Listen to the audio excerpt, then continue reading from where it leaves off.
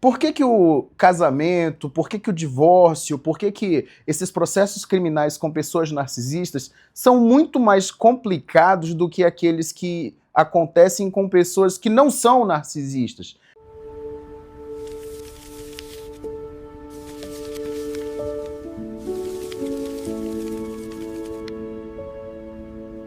Eu sou Lunay Costa, sou advogado criminalista de direito de família também aqui em São Paulo, sou autor do livro Amores Sexuais, Onde Homens de Sucesso Caem, e também o livro Amores Tóxicos, Aprenda a se Defender na Justiça, dentre outras produções que eu estou fazendo para ajudar vocês que estão enfrentando relacionamentos com gente abusiva, gente com algum tipo de transtorno de personalidade ou condição mental que acabe sendo um grande desafio dentro do relacionamento com esse tipo de gente e, infelizmente, quando vocês têm filhos, no posterior.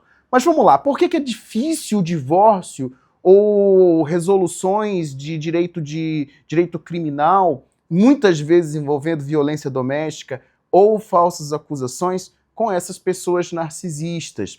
Primeiro porque essas pessoas narcisistas, elas não aguentam fatos. Não adianta você mostrar fatos para eles, porque eles veem esses fatos como um espelho que reflete aquilo que eles querem esconder.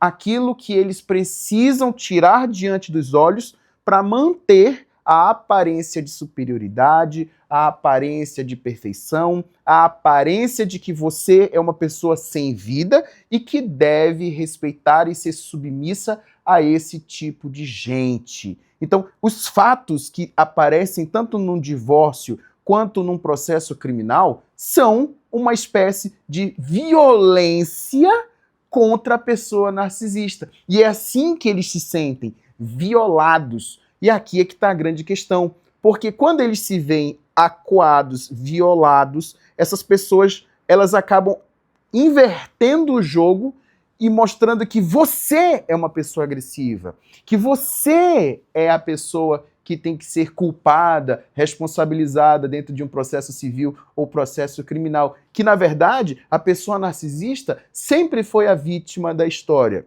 E a depender, naturalmente, do sexo, do gênero dessa pessoa narcisista, e aí a gente está falando ou sexo masculino ou sexo feminino, a depender do grupo que esse tipo de pessoa está, essa pessoa vai se utilizar daquela forma abusiva, daquele senso de que possui vários direitos, né, que é o chamado intitulamento, para poder atacar você. Então vamos pegar, por exemplo, homens. Os homens narcisistas patológicos, eles têm a tendência de tirar direitos de você. Então você, mulher que se casou com um homem narcisista, é o tipo de homem que não vai querer pagar os direitos que você tem. Por exemplo, se vocês casaram em comunhão parcial de bens, constituíram patrimônio e você tem direito a metade desse patrimônio, ele vai querer ficar enrolando, ele vai querer ficar dificultando, vai fazer ocultação de patrimônio. Se você tem direito à pensão alimentícia porque você tem necessidade desses alimentos, esse é um tipo de homem que não vai reconhecer esse seu direito e ainda vai querer abusar, tirar isso de você. Às vezes mostrando que você não é digna disso, através de fatos ou através de palavras dentro de um processo que já é errado conforme o protocolo de julgamento com perspectiva de gênero.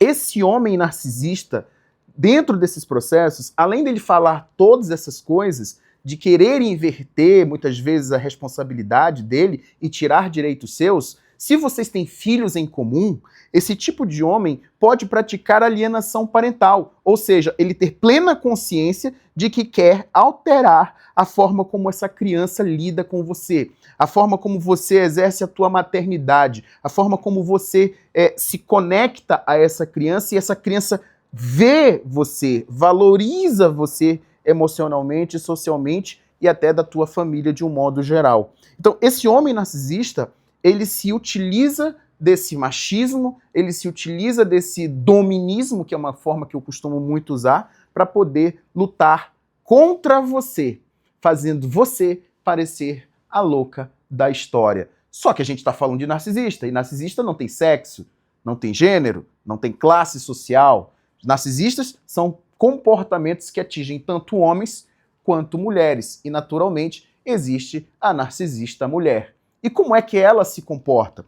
Essa narcisista mulher, gente, ela vai se utilizar das fragilidades que existem no momento histórico brasileiro, no qual nós temos verdadeiras vítimas de violência doméstica do sexo feminino, e por isso nasceu a Lei Maria da Penha, que tinha que nascer, tem que nascer, é muito útil. É por isso que nasceu também as medidas protetivas, né? Elas vieram à existência para poder proteger mulheres verdadeiramente vítimas de violência doméstica. A questão é que, para proteger essas verdadeiras vítimas, o Estado deu uma relevância à palavra da vítima, de modo que não precise muitos elementos de prova, de certeza absoluta, de que ali estejamos dentro de uma situação de violência na qual essa mulher sofre uma ameaça, sofre uma violação de direitos, e não havendo provas o suficiente, o Estado feche os olhos e essa ameaça, esse risco de direitos persista contra essa mulher. Por isso o Estado diminuiu o necessário para conceder uma medida protetiva e proteger mulheres de um modo geral. O problema é que pessoas narcisistas do sexo feminino, quando tem esse sentimento de eu tenho mais direitos do que todo mundo, eu sou a grande vítima aqui, eu tenho que prejudicar aquele meu objeto de exploração, que nesse caso aqui seria um homem, mas pode ser uma mulher também dentro de uma relação homoafetiva,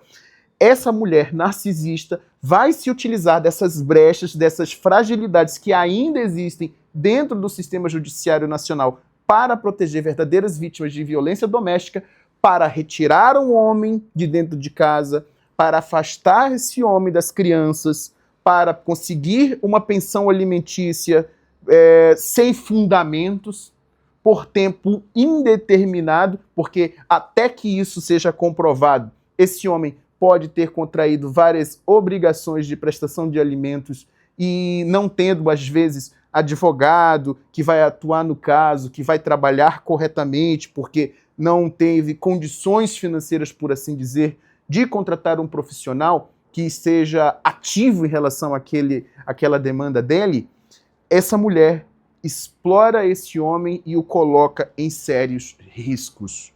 Então, lidar com homens ou mulheres narcisistas em processo de separação e divórcio traz essas complicações, traz essas dificuldades e, mais do que tudo isso, traz uma vulnerabilidade para a vítima que antes acontecia dentro do casamento e agora vai acontecer dentro do processo. Mas para evitar isso, tem que haver apoio jurídico ativo, apoio jurídico também no sentido de compreender o comportamento narcisista, compreender o que está acontecendo em termos de estratégia e posicionamento para não ser pego de surpresa. Porque esse tipo de gente se utiliza de ferramentas, às vezes para conversar com influências políticas, às vezes com influências jurídicas, às vezes se utilizando de bandeiras realmente importantes, que é, por exemplo, a luta da mulher por mais direitos, por direito de ser respeitada dignamente, para poder parecer vítima. Ou homens abusivos, que infelizmente vão se utilizar do seu poderio, às vezes de um poder econômico, às vezes de um prestígio social, afinal de contas são narcisistas, de uma força política e também de todo o aparato que eles puderem para poder subjugar essa mulher vítima desse relacionamento tóxico e abusivo com esse homem narcisista. Então é preciso uma atuação firme, estratégica, por parte dos teus advogados e advogadas. Não é só uma questão de todo divórcio é igual, toda medida protetiva é igual, toda a acusação de lesão corporal, toda a acusação da Lei Maria da Penha é igual, é só picuinha. Não, não é. A situação é muito mais delicada que isso e geralmente toma bastante tempo. Há processos que duram 2, 3, 4 anos, porque a situação é de alto conflito. Tá vendo como é que é preciso? eu quero que você volte aqui mais uma vez, porque eu vou postar em breve mais uma informação sobre essa batalha jurídica, esse comportamento jurídico contra pessoas narcisistas que você precisa aprender. Por isso que eu criei o canal agora chamado de Autoajuda Jurídica.